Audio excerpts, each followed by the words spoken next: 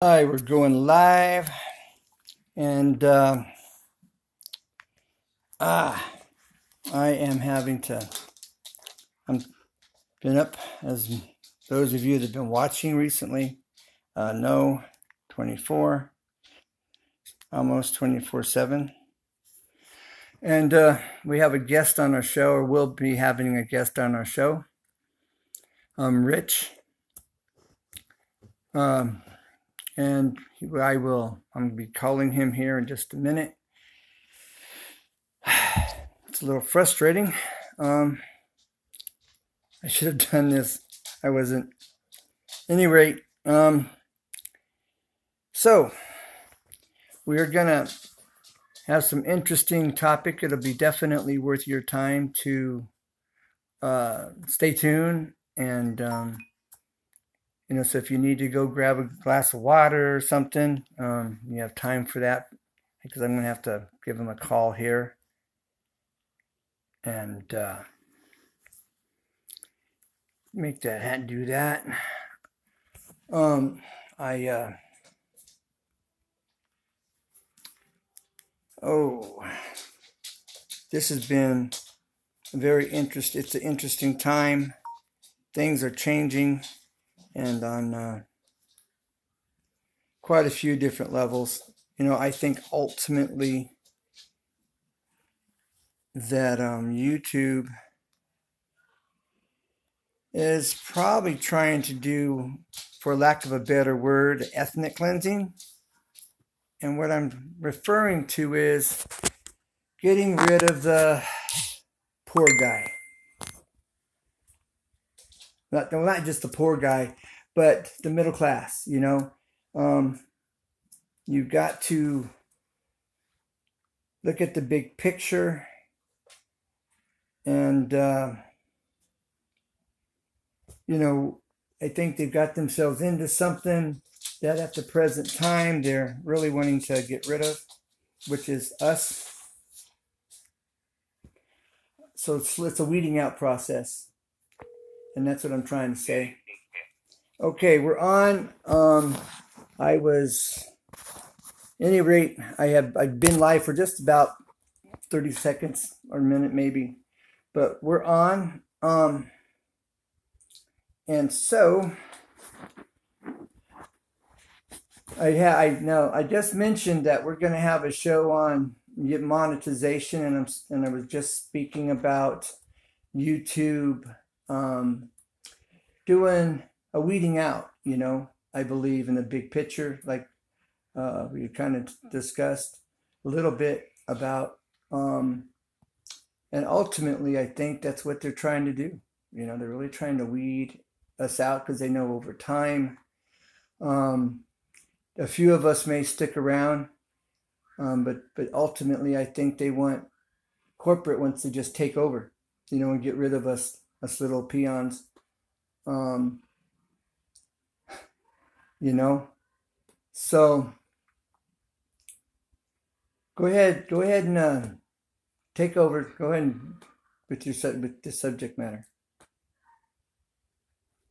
All right. Yes, Ken, thank you very much. That's a good description of what I see happening. A number of other YouTube content creators, one of them whom I watch occasionally, he's a libertarian, and his name is Texan Hammer 666. Several months ago, he began to point out the censorship that's taking place there on YouTube, and how it was directed, at specific small content creators, often based on their beliefs, whatever that might be. And they were picking on these people in terms of either demonetizing them or lowering their search so that they don't get as many views and stuff. All right, that's part of that whole thing. It's an attack on freedom of speech. Basically, certain corporate interests are on there. I experienced it when the sniper in Las Vegas shot all those people from his hotel room, and basically my video about that, it was a news video reporting basically was demonetized. But yeah, the big networks that put stuff on YouTube, CBS, Fox, NBC, they did stories about it, and theirs continued to remain monetized. So there's a selective thing going on in terms of how they single out smaller content creators for demonetization, and this is on the behest of the big corporate interests that are basically taking over YouTube. And they're known as the legacy media. You may also know them as the mainstream media. What they are the big boys with the big money. CBS, NBC, ABC, Fox, CNN, etc., etc. They sort of began to muscle their way into YouTube recently when they began to realize, hey, there's millions of viewers here. Hey, Joe Blow content creator has 1 million viewers. Yeah. Oh, yeah. Yeah. Once the mainstream media started realizing that there's this huge audience on YouTube, they said, well, we want part of this pie. Well, you know how the corporations are. Part of their way of getting part of that pie is to marginalize or squeeze out the little guy. So basically they want to get rid of the small content creator. That definitely the mainstream media sees the small content creator as competition with them. They see the independent content creators as competition with them. Right. So, since money normally talks and normally rules things, I mean, it's pretty easy to figure that one out. Yes, for sure. And unfortunately, I'm sure they're investing into it as well. All at the same time. So what I'm seeing with this in the big picture is they're going to lose quite a few. I believe people are just going to get discouraged, that they're already discouraged. And that's why, I'm fighting going, no, this is you have this position and don't lose it, dude. Fight for it, because you do have followers. You do have this group of people. And if you work your channel and you take it seriously, then that gives you power. And the more people you develop, the more subscribers you have, more relationships you develop. And that's why I'm really pushing for, you make new friends. You interact with your subscribers. And something that has been that really hit me upside my head with all this going on is the average person that's on YouTube checking stuff out and they subscribe to you. If they don't have a channel, they assume that they've subscribed. Well, so it needs to become public knowledge, and it's not. And I think this is part of the missing link here is if a person doesn't have a YouTube channel, then the YouTube content creator, you and I and whoever else, if you have a channel, you're a content creator, we don't know. We have no clue who you are if you do not have a YouTube channel functioning. You got to have a functioning YouTube channel to say, okay, I've got a channel, but you don't put any videos up. You don't really do anything with it. Then we don't know. Now, I said that to say this. So for the average person that's just looking on YouTube and subscribing because they're interested in the content, they think you got a cool show or whatever their motive is for watching it, they need to know that when they subscribe, in the comments, they need to say, I've subscribed to you, I've liked, and that way we know who you are. Otherwise, I have no clue. Because I've got, I agree with that. Because just, a month ago, I'm looking at my subscribers on those that I could see, and it was far less at that point to those that I couldn't see. So I'm going, I know this friend of mine subscribed, and this friend of mine subscribed, but other than that, I don't know who the other subscribers are because I can't see. So go ahead. Well, I want to touch on something that's slightly different, but that goes back to what we were talking about just a moment ago, and that is the billionaire ruling class, the upper 1%ers who control the corporation. And let's take Jeff Bezos, for example, who owns Amazon. He's one of the richest, if not the richest, billionaires in the world. Yeah. Well, he bought the Washington Post. So he owns the Washington Post. So, I mean, that's a certain level of control that he can exert over the content of the Washington Post. Yes. Yes. So, if you want certain stories not to appear, they're not going to appear. If you Right. want certain stories to be squelched, they're going to be squelched. Now, back when a lot of bad things were going on at eBay, and I wrote an ebook about it, which I'll mention, Noise, the Decline and Fall of eBay, an American Juggernaut. That's available over there on Amazon. I wrote that book 3 years ago to expose the evils of eBay. And I did many shows, many talk radio shows about that. I've done YouTube videos about that. If they're easy to find, you can look them up. Excellent. I had a former insider, a high corporate executive from eBay who decided to remain anonymous. He left eBay. He began calling me and contacting me. And he would not allow me to record him, but I took pages and pages of yellow legal pad notes of everything the man said. And I did do a show about him to which he was invited to call in, the talk radio show. He did not show, unfortunately. Wow. People did. We still had a heck of a show. I still had, notes from the man that I was able to work from. Sure. So it was still a heck of a show. That was smart. Good thinking. Yes. Now, he saw the handwriting on the wall. He told me 3 years ago when all that was going on at eBay, so they did the same thing as eBay to small sellers that YouTube is now doing to small content creators. See, there's a direct parallel, and I'll get into that in a minute. It began to be very, very, very hard for the mom and pop or the little old lady selling stuff out of her attic or her garage to do any good on eBay. They began to shove people down in thirds where your item was showing up. People who were just having phenomenal sales, all of a sudden the bottom dropped out. Nothing was selling. Well, why?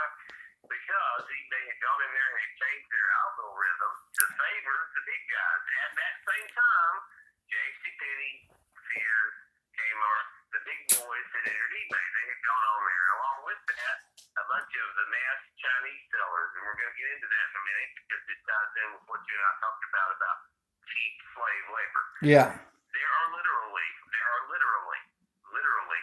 sweatshops in China with little Chinese girls, 14 years old, getting a bowl of rice every couple of hours, and they're paying them maybe, 15, 20 cents an hour, that are working insane hours, 10, 12, 14 days. They even had a couple of suicides where the girls, jumped off the building, whatever. Wow. And I'm not making this stuff up. Those Chinese sellers from those factories over there are flooding eBay with that cheap stuff that's being produced. It's a nightmare, and this can also be researched. And that's happening. The exploitation of workers in third world countries all over the world, and then the stuff that's being produced is being sold on eBay. It's being uploaded to eBay and sold. And of course, eBay's turning their head the other way. They don't care. They're making money off of it. But it's a human tragedy.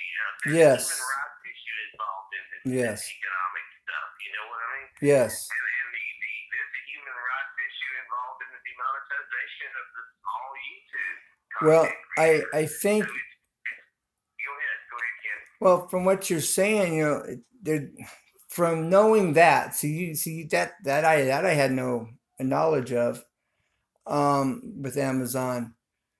No, you didn't say Amazon. You said eBay. With eBay, that's what's happening here. They're doing the same thing. They're doing it a little differently, but ultimately, they're setting it up and they're doing the same thing. Pretty soon, that's how it's going to be on YouTube. Which brings now hold your thought. I'm going to throw this out there so you can touch on it when you're ready. But you had mentioned that BitChute has now been changed over to speak out, which is I really like. I really like that. Um, so, and that's a freedom, First Amendment based on what I understand, platform. So you can speak on whatever subject matter that you desire without being discriminated upon. Absolutely. Absolutely. There is no censorship going on at YouTube or BitChute, which is now Speak Out. There's no censorship going on there, and there's very definitely censorship going on at YouTube. So if you want to engage in free speech and you don't want your free speech to be limited or curtailed, you definitely want to begin to uploading your videos over onto Speak Out, which was formerly known as BitChute and PewTube, of course. Now you're saying PewTube, PWE. PWTUBE, yes. Okay, just clarifying. All right. So go ahead. I mean, this is your show. All right. Well, Ken, I want to draw another parallel. We talked a minute ago about how the owner of Amazon, Jeff Bezos, had bought the Washington Post. Well, guess what? The billionaire Pierre Omidyar, who founded eBay back in 1995, eBay's now 42 years old. He got out of there a few years ago, of course, with his billions. He still owns about 10% of the stock. So does Carl Icahn. You may remember Carl Icahn as the man who destroyed TWA, and Carl Icahn is the man that Michael Douglas, is that character that Michael Douglas plays in the movie Wall Street was based on Carl Icahn. But anyway, to cut straight to the point I'm trying to make, Pierre Omidyar, the billionaire founder of eBay, Pierre Omidyar, went and started his own media company. It's TV, a newspaper, and it's controlling news, and it's headquartered in Hawaii. So, you have a massive media empire owned by Pierre Omidyar from eBay. You have a massive media empire owned by Amazon, Jeff Bezos. Okay, so connect the dots. Now, you can get on Google, and I do not have the piece of paper in front of me, but I printed it out for a friend recently, and you can find it. Get on Google, and you can type in top 5 stockholders of Google, and then print it out, and you discover there's 5 guys that, billionaires, of course, that own controlling stock in Alphabet / Google. Let's say the company Alphabet Inc. Google. And yes. Guess what? Google owns YouTube. So once again, follow the money. See who benefits from this mass demonetization of the little guy, so that the big boys can come in and take over. Yes. Yeah. Yeah, I think that's very well put.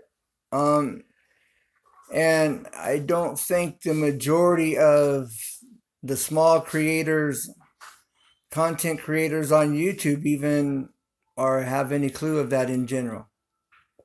No, because a lot of people, let's face it, people lead busy lives.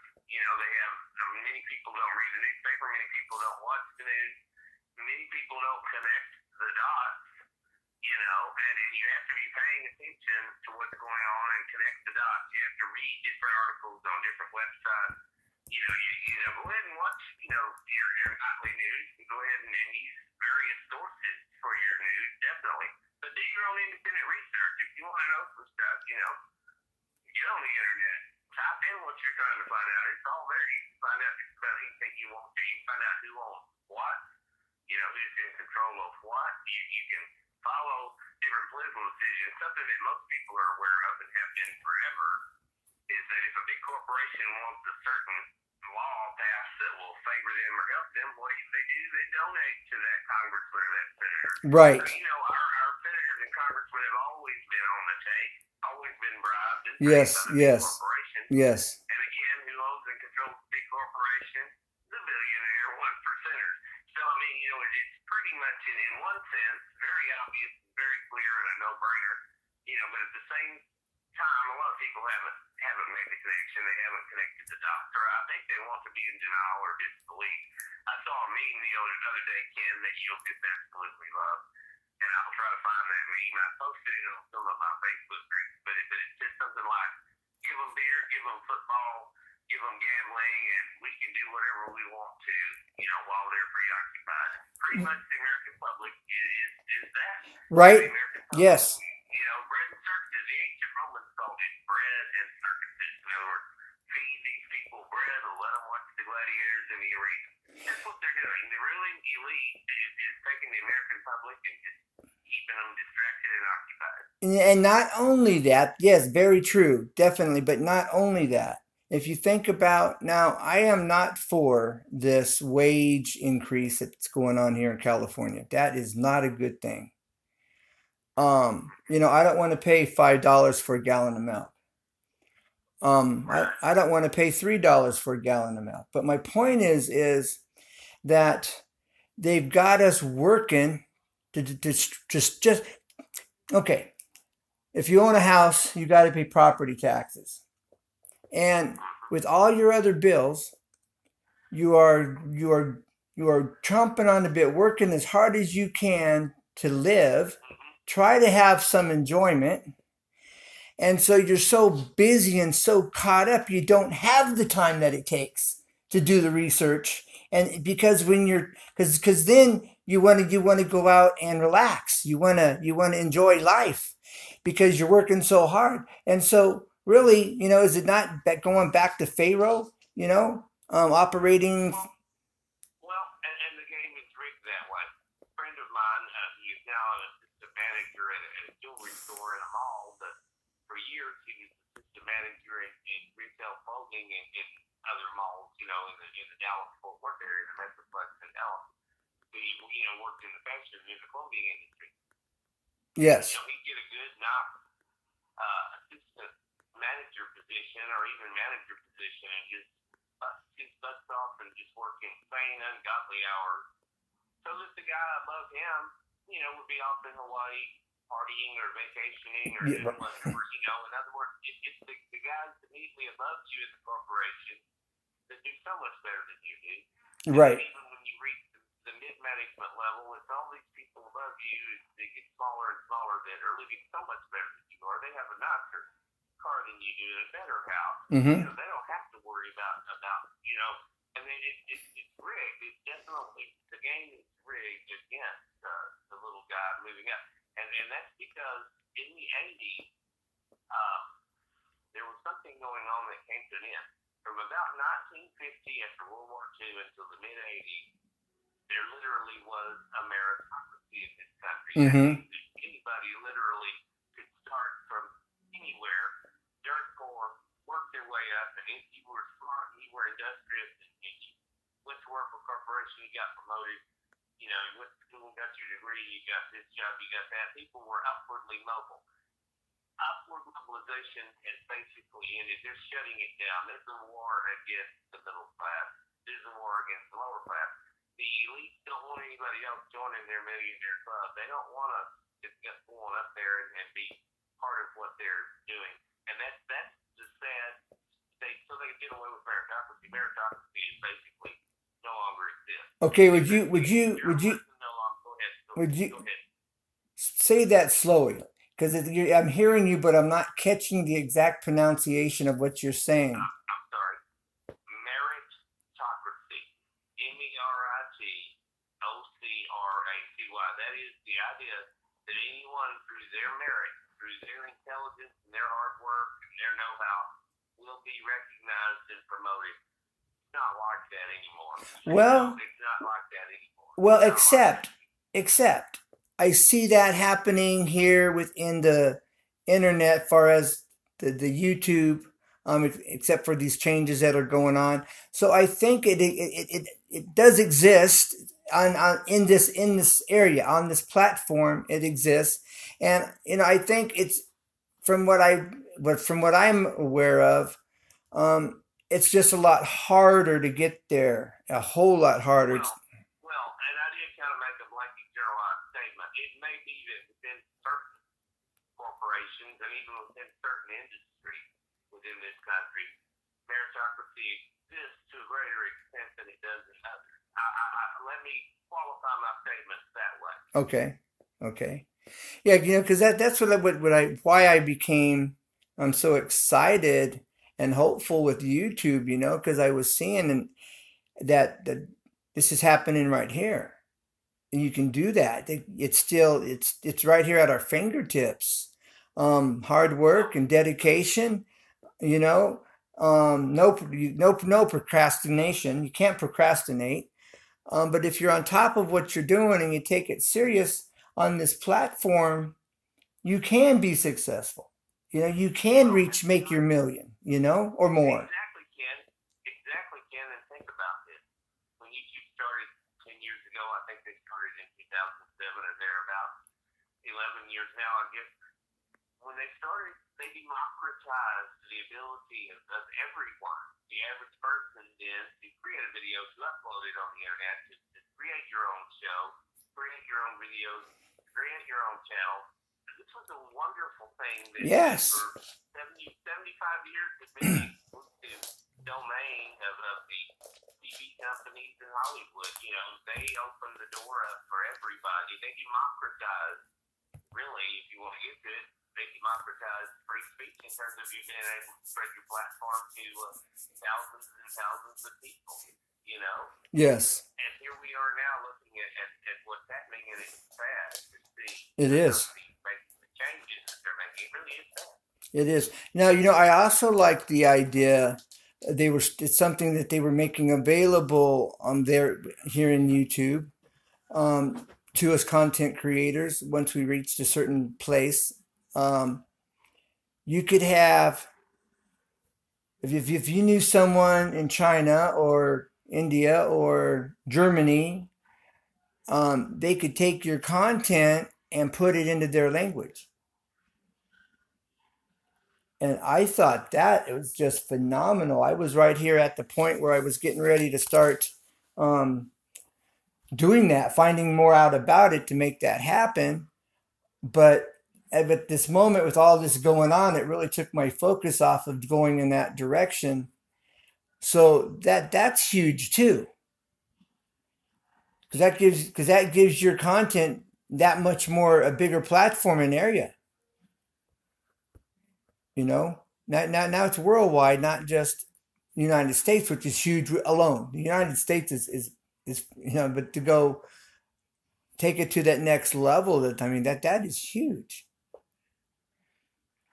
Except for the only problem that I do see with it, like our conversation we're having right now, if it was to be interpreted in another language, if the person doing it didn't quite agree with it, they could change it up and you wouldn't know. And that would be the drawback I see with that.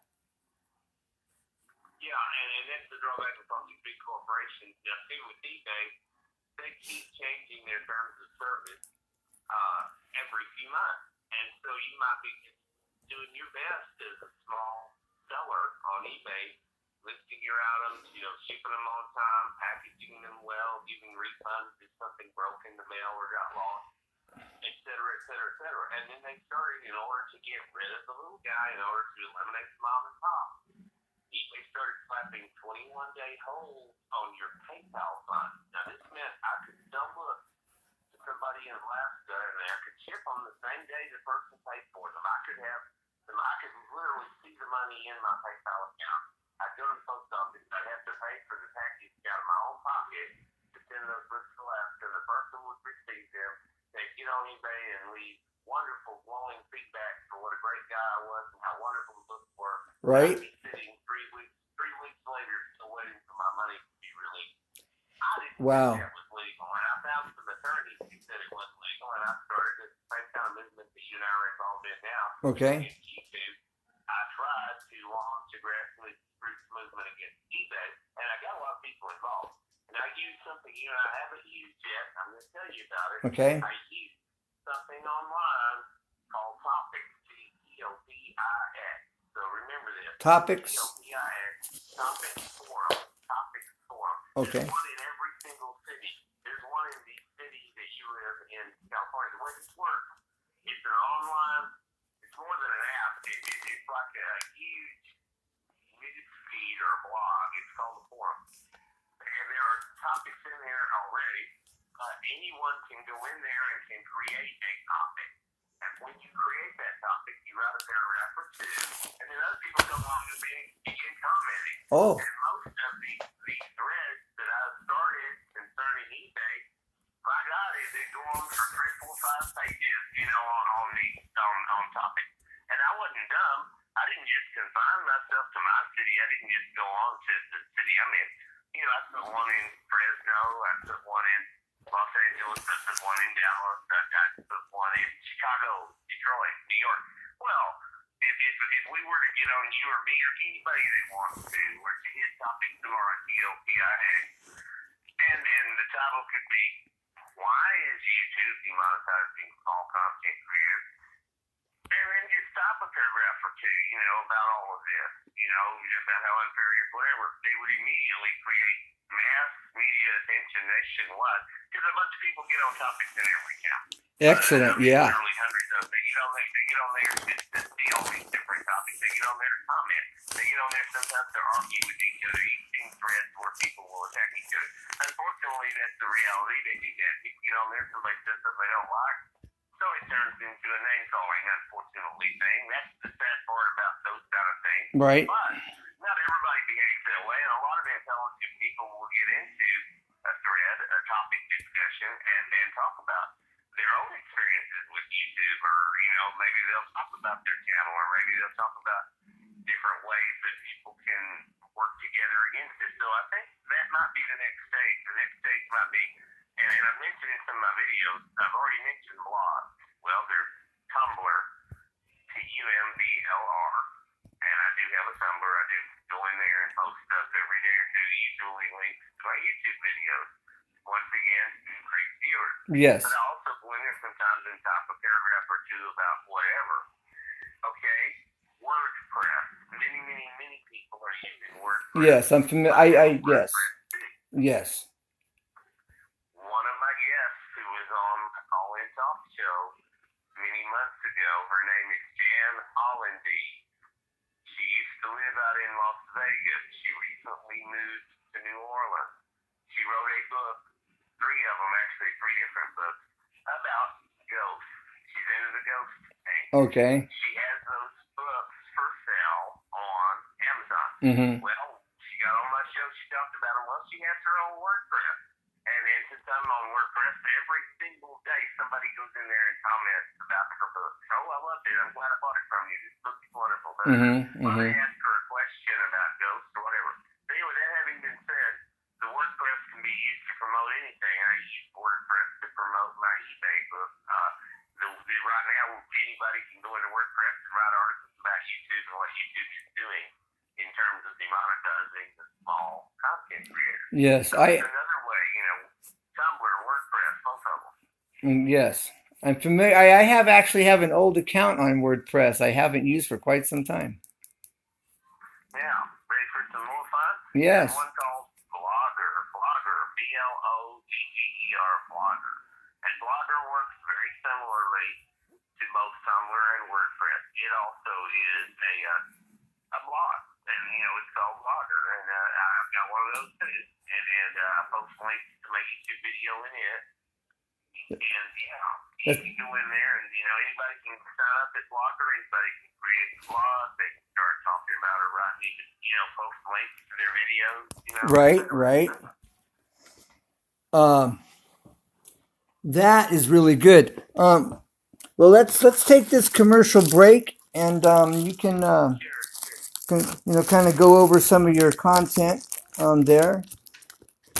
And so, this commercial break, I have trained my dog not to. Well, the reason. Let me first tell you. Come here, Redemption. This is Redemption. Okay, now. A reason I train my dog this way, I don't like you have your dog out, you set your plate down, you walk away to go get a glass of water or whatever, and you come back and that hamburger's gone or that steak's dragged off on the floor. I mean, now you're ready to wring your dog's neck. So to avoid all of that, I decided I was going to teach him not to touch anything, any type of food, unless he was given the okay. So I'm going to demonstrate that right now for this commercial break. Okay, come over here, Jameson. Come here. Come here. Okay, sit. Sit. Okay, let me stand up here. All right, this is Redemption. Sit. No. Let me get him. I gotta get him. I gotta get in the right position here. Sit. I'm having trouble doing this. Okay, here's Redemption. You can see the meat. Okay. And you can see he's wanting, but he's sitting there ignoring it. Now, watch his head turn. I haven't given him the okay yet. No. I haven't given him the okay yet. Now he's starting to salivate. Okay, it's in front of his nose. The lighting's bad. This is bad. All right. Okay. Okay, Redemption. Okay. Okay. All right. Good boy. It's a piece of bologna I'm holding. And I've got it in front of his nose. He's salivating. He won't touch it until I say, okay. All right. Good boy. Good boy. Now, we're going to do it one more time. We're going to do this. I want to put this in my teeth, and he's going to take it from my mouth, from my teeth. It's hanging out of my mouth. Okay, Redemption, here. Redemption, sit. Redemption. Oh, he's following my hand. This is hard. Okay, here's Redemption. Come here. I've never done this with him before. Redemption. He won't touch it. It's in my mouth. He will not touch this. I was trying. Okay. All right. Good boy. Good boy. Yeah. Say hi to everybody. Say hi. Yeah, it's my dog. That's my dog. Oh, you wanna? Okay, he's giving me his paw. I can't see who's on here. The dog, something. I don't know who this is. I couldn't read it. I saw the post. Oh. Okay.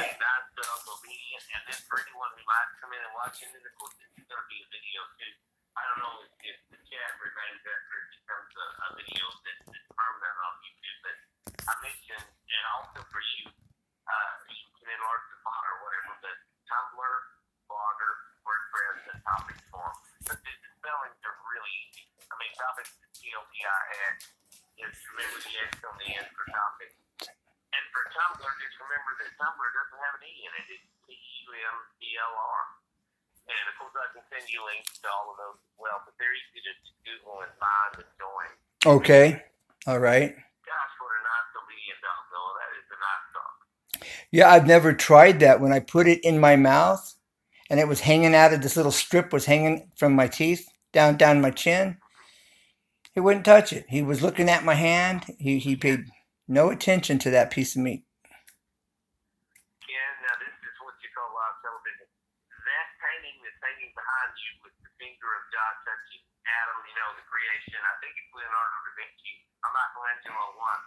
Anyway, I had a copy of that exact painting in the window of my store last year, and it was there for a while, and people would stop and look at it. Is it for sale? I finally sold it for $50 to someone. Of course, it wasn't an original. I mean, God, the original would be priceless. Yeah. But, it was a print, in a pretty decent frame. And it's funny that I had it sold a painting identical to the one right behind you. That's cool. That is cool. Here. I'll do like that. I'll do this. Now, how clear is it on your end right now? Oh, it's great. It's sharp. It's clear. I can see. I immediately recognized the painting for what it was. It's great. Okay, because what I'm trying to do is, if you do a screenshot, see, you can print that. Right. Ken, I think you're well on your way to being the next Johnny Thornton. What did he end his show with? Well, it would be cool, and what you'll have to do some night is have a live guest there with you, and have call-in guests like me, and mix it up that way. That would be fun and interesting as well. Yeah, that would. Vic might do that with me. Vic has a YouTube pan. You know, you subscribed. Um, he's a good friend. He's had YouTube channel for years now. He's always used it a little differently. But he might be willing to do that if he has some time. He's busy like most of us. Um, and Willie May, he has a radio show like yourself. I don't know its name. Um, but he does have the spin. What is that? Spincraft? I believe it's But spin. this very show that we're doing tonight, incidentally, Ken, has inspired me and given me some ideas of some new and different ways that I can do some YouTube videos. In other words, I'll probably go ahead and do. I've been doing the call-in talk show anyway, radio. I'll probably go ahead and do at some point a live video talk show, and I'll try to make it as professional as I can, like we're talking. Yeah. Nothing along the lines of Carson or Letterman, where there's actually a desk and I'm seated there, and my guest is seated next to me, and I'll make sure the lighting's right. And I mean, I have the know-how to put that together. You know, it's just a matter of taking the time Yes. to do it. Yes, So, definite. I can set that for a goal to work on. Yeah, that'd be cool. I'd like that. That would be really cool. And going live's interesting. You know, it's like there's nobody on here but you. But that's okay. There will be people watching, and that's my whole purpose here. You know, it doesn't so much matter. It would be nice. I mean, I would be jazzed if there was 2 or 3 or 7 or 8 or 20 or 1,000 people on. That'd be. And see what you and I've been doing are kind of what they call flash podcasts, where we just do them all of a sudden, like the one the other night.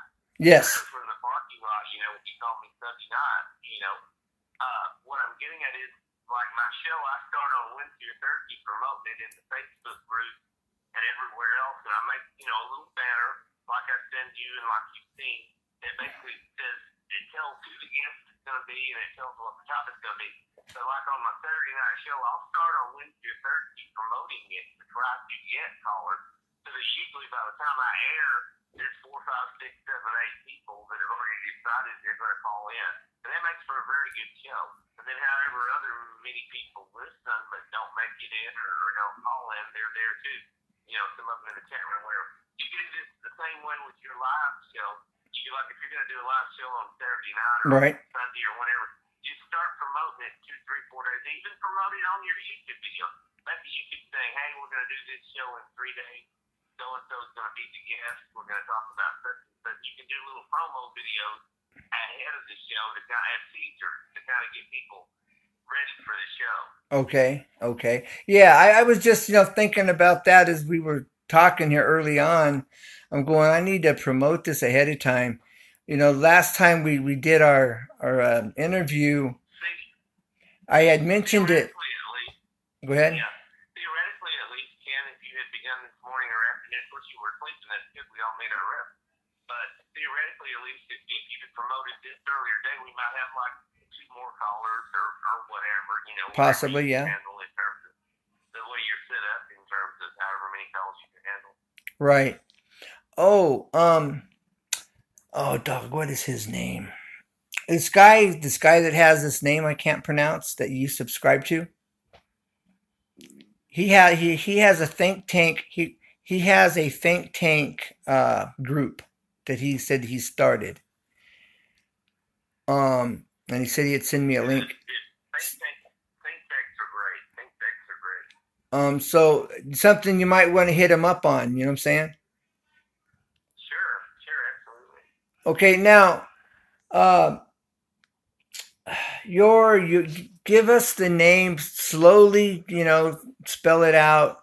The name of your radio show. Yeah, I call it Daily Talk. Whenever I do a video on YouTube, whatever. But the technical name for it there inside the site is Researcher 135 Community Talk. Because when I first signed up on TalkShoe, which interesting enough, it's TalkShoe spelled SHOE, like the shoe you wear instead of a joke. But it's www.talkshoe.com. That's the site. And whenever I signed up 3 years ago, and began my call-in talk show then, I called it at the time Researcher 135 Community Talk, but at that topic. And Okay. Research 135 was one of my handles or nicknames that I was using in the battle with D-Day when they were doing what they Ah, were doing. I was okay. trying to write my ebook. So I just never have gone in there and changed the Research 135 over to Daily Talk. So I just keep both of them up like Daily Talk, Researcher 135, Community Talk. Because I've been doing it so long now that a lot of people know it both ways. Kind of like this thing tonight, Big Shoot becoming, Speak Out. It's very, very similar. I just Researcher 135, Community Talk, Daily Talk. But that's how they can find me when they get into talk to you. It's like that link I sent you today. Okay. Research 135 Community Talk. Now, every show I've done in the past 3 years is archived there. And I've covered all kinds of stuff. I covered ITT last year. I've covered Trump and the North Korea crisis, Okay. missile thing. Just any major thing. There was a bear attack.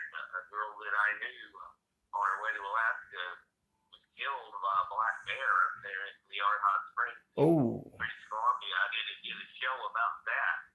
And that, by the way, is on YouTube. I have 4 different videos devoted to that over on YouTube. But those are some of my highest rated shows. Talk about your views. One of them has over 2,500 views. Wow. And of course, I promote them Unbelievable. in a lot of different. It's a tragedy. It's sad. I mean, she was 37 years old. Moving to Alaska to start a new life, and she and her 2 kids. The kids were with her. The little son, he was like 13 at the time. He fought the bear too to try to get it off of his mom. It attacked him. He was mauled but survived. Wow. There was another man there named Ray Kitchen, who was from Fort Nelson, about 100 miles away, and he had stopped there. And he heard the screaming when the attack was occurring, and he went down the boardwalk into this remote area of the Hot Springs, and he fought the bear, and he was killed too by the bear, virtually decapitated. Whoa. The black bears are definitely ferocious and vicious, and in that part of Canada, they're very, very aggressive. Allegedly, they're more aggressive than the black bears down here in the States, but every now and then, you'll hear about a bear attack, here in the United States as well. Mm-hmm. But, it absolutely was a tragedy, and Yeah, I guess that's a point of interest. It's like that sparks my curiosity. Just you mentioning what you've mentioned. One of my better talk shows, there were several of these actually, involved a young man who has written a book about the Kennedy assassination, and he actually went to Dallas, talked to some of the doctors at Parkland that had been there when JFK was brought in, and talked to various people who had been part of one investigation or another, or were somehow related or connected. Okay. Okay. There's about 20 different guys that he interviewed, and he came out with a book, and it's called Before History Dies. Before History Dies. His name is Jacob Carter, and he sells that book in paperback on Amazon. And I had Gail Nix Jackson on too now. Gail Nix Jackson is the granddaughter of one of the men who shot a film of the assassination there that day. It's known as the Nix film. Huh. And it was shot from across the street, down the street, from a different angle from the famous Spruder film that we all have seen so many, many times. Okay. But of course, both films depict, the JFK assassination in, very tragic. But it's a very good book, Before History Dies, and that was one of the best shows that I think I ever had, because I'm sure. Yeah. The content, the information there is huge, and people are grabbing at straws, trying to wrap their heads and get as much information on that as possible, because they've twisted it up and just from the beginning filled it full of propaganda, and then they've closed the books on it, and they were opened 10-15 years ago, and they closed them immediately. And so it's obviously it's a big cover up. When the truth is known, we'll be dead. That's when the truth will come out, when we're dead. Oh yeah. And once again, if you follow the money and you follow the trail, there were certain vested interests that didn't like what JFK was doing, and Yeah. it's very definitely in our country. It's very definitely Oswald didn't act left alone. There very definitely was more than one gunman, and let me just say, I have no doubt in my mind of collusion between the CIA and the mafia, and I've read enough books that point in that direction. Sure. And I think on that same scale or even greater is 9/11. I think that was a big Oh yeah, setup. yeah. 9/11 is another issue, and by the way, both of those events are big mass consciousness events where everybody in the country was impacted at the time and felt what was going on, and so they yeah, they're mass consciousness events. And so thank you. Yes, that's the right word. Yeah, that was huge, unthinkable. Um, but I forget, I don't know the history, but I know, and I don't remember how many hundreds or years ago. It's been a long time ago in another country. A king, I believe, basically kind of done this. I was on the same level, differently, of course, because of the times, in order to change the hearts of the people to be against another group of people or another area, um, to gain the favor, so that he could pull off what he was trying to pull off. And we basically copycatted that with 9/11. You know what I'm talking about? I probably could research it and identify the significance there. Yeah, I probably could find Yeah. it if I did hard enough. Yeah. And so, I mean, there was the same principles. We used the same principles in order for the government for the people to be okay with us going over there and doing what we did. They had to do something to stir us up and make us angry, you know, and that to be such a travesty. Um, deep in my soul, I got angry. I was ready to go sign up for the military that day. I was ready to just go sign up. Um, But once the dust settled and you start wrapping your mind around it, and people start talking about different aspects, and you're going, wait a minute, that was a setup. And again, that's something that's not going to be made public, probably for another 70 years, if that. But at any rate, And when talking about history briefly, another obvious correlation way back when Julius Caesar, walked into the Senate and was stabbed, was he literally some of the senators there assassinated. And of course, that for its time was a massive event. The emperor of the Roman Empire, and elaborate funeral, and of course they cremated him. right, The funeral right. pyre and burned him. But yeah, that for its time was very equivalent of our JFK. The very very close parallel in so many ways. Okay, and then again, look at Lincoln, that whole Yeah. thing. Oh yeah. And Yeah. Yeah. Yeah. I was surprised, to tell you the truth, with all the garbage and stuff that Obama was pulling. I've heard that was quieted down, but there was several attempts placed on him. Um, and Well, that gets back to your control of the media. If they can control the information, and that's another thing. The internet is both a blessing and a curse in a couple of ways, Ken, and that is, I'm sure you may remember, this book's been around forever, Ray Bradbury's Fahrenheit 451, and there was a movie about it. And in that movie, books had become illegal. The government had decided, hey, we're just going to ban all the books. We're going to burn them. We don't want the people in the population to know history or know what's happened. And the way to do that is to get rid of the books, take the books out of there. So they literally were going in libraries, burning the books, and destroying them. And if you were caught with books, they'd take them away from you, destroy them, and you got a little sentence to jail or whatever. huh, Well, and of course, in that Fahrenheit 451, it's fiction. It hasn't come to that. But stop and think about George Orwell's 1984. I'm sure you're familiar with that as well. I've heard of it. Where you have yeah. Well, in 1984, both the book and the movie, and there's been a couple of movie versions of it, the government, is omniscient and in control, and they control the media, they control the press, and they engage in what's known as revisionist history. They rewrite history. They go and they change. Whatever you might remember happening 30 years ago, they got somebody sitting there at the computer and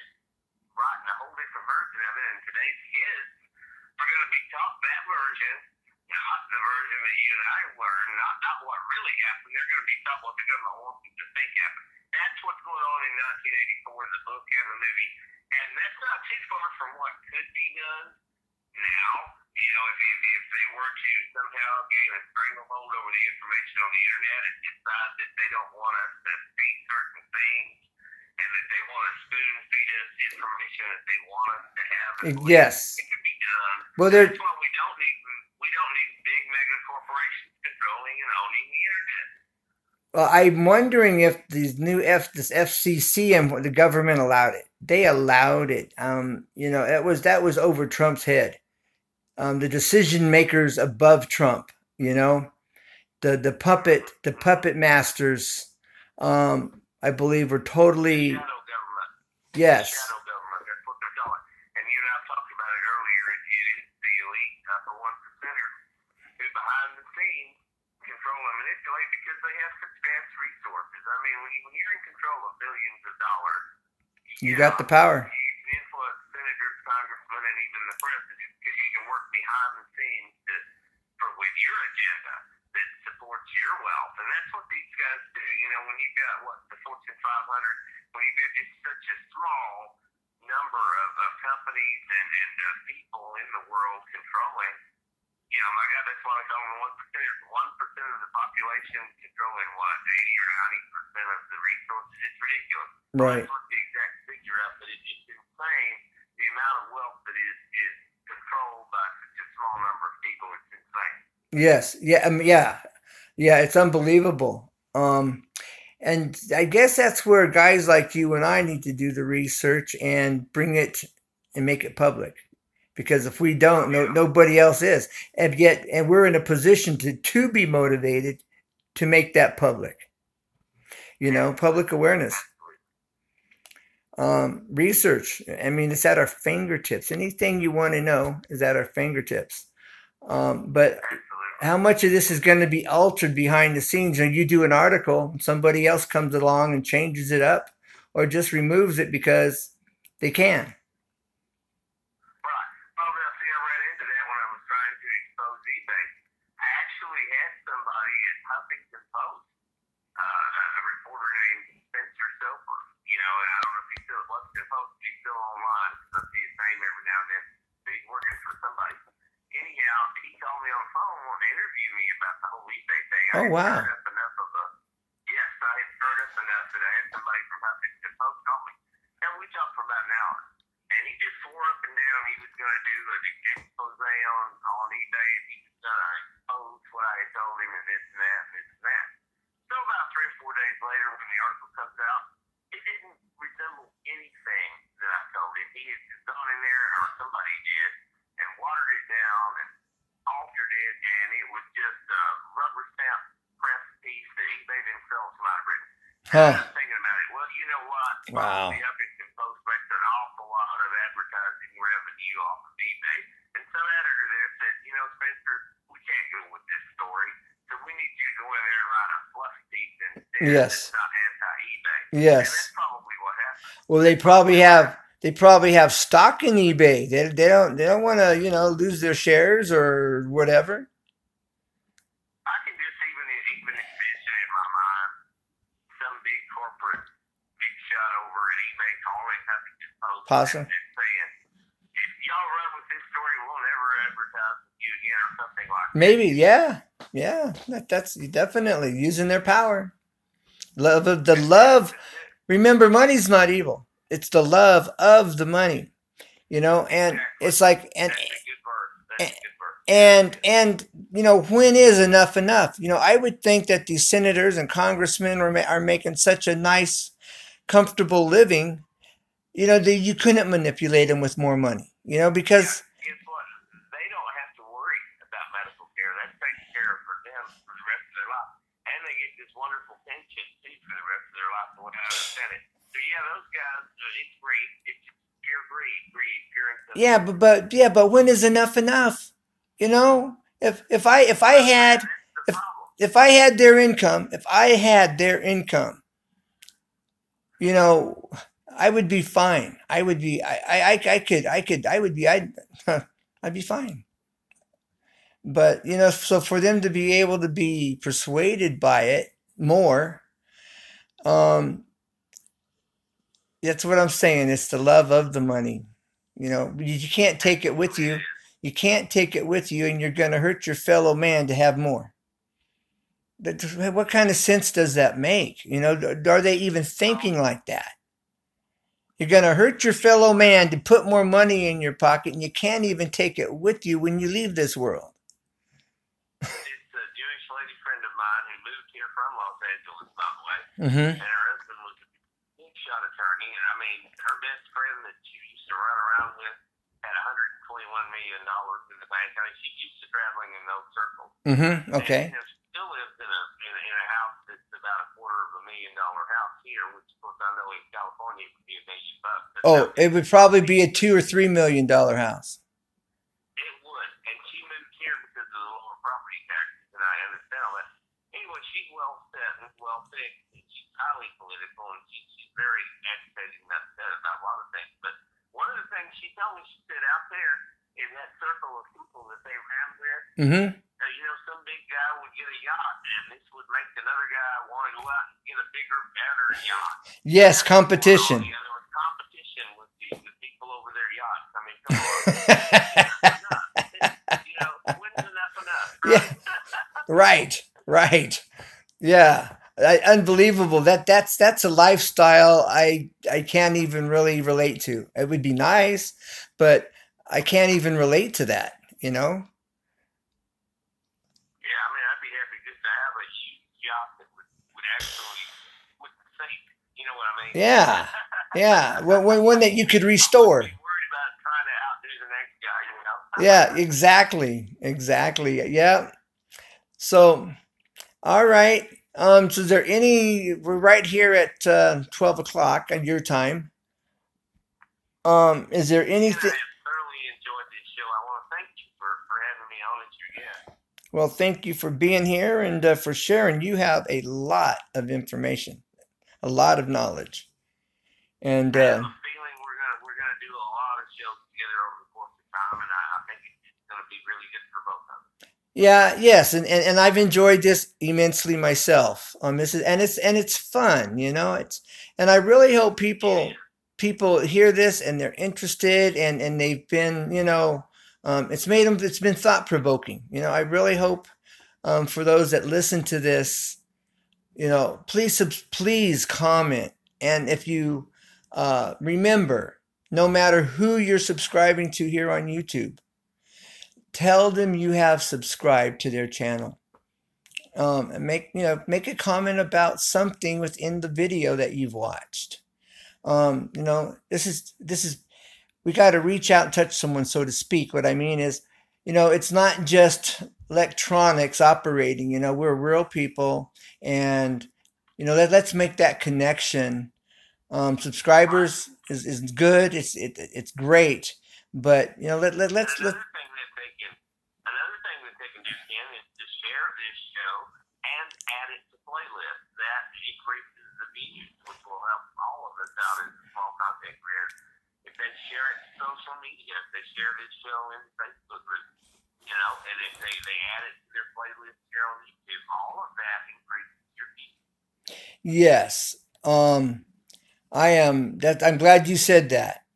To share it, add it to playlists, um, all of it. Good idea. I'm glad you brought that up. Definitely. Well, all right. Well, we'll have to touch base here, sooner than later, and have a good night. And I'm gonna spend some time working on the back office here, just catching up. All right. Well, you have a great evening too, and again, thank you for having me on. Okay. Hey, real quick, how did that come through with my dog? I don't think it came through very well. Oh, it was great. No, it did. Yeah, of course, because of the way that you were turning the camera, of course, some of it's sideways. But there's ways to edit that and turn it right side up. But it still was visually great, and I could see how friendly and obedient your dog was. So Oh, it turned out very good. Yeah, I thought it was very good. okay. Well, I really don't have right now the editing tools to do that, so that's a problem. It's just going to be there. Well, it's good like it is. I mean,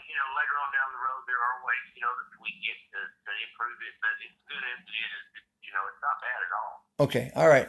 All right. Just all right. Thank you. Have a good night, and God bless. God bless you. Good night. Good night. All right. So never give up, because there's always a way. And I'm going to shut up and call it a day. So bye for now, and keep looking up. And we'll catch you on the next one. So stay tuned. Well, keep coming back. Bye for now. God bless. Thank you, bro. Yes, I enjoyed it. All right. Good night, bro.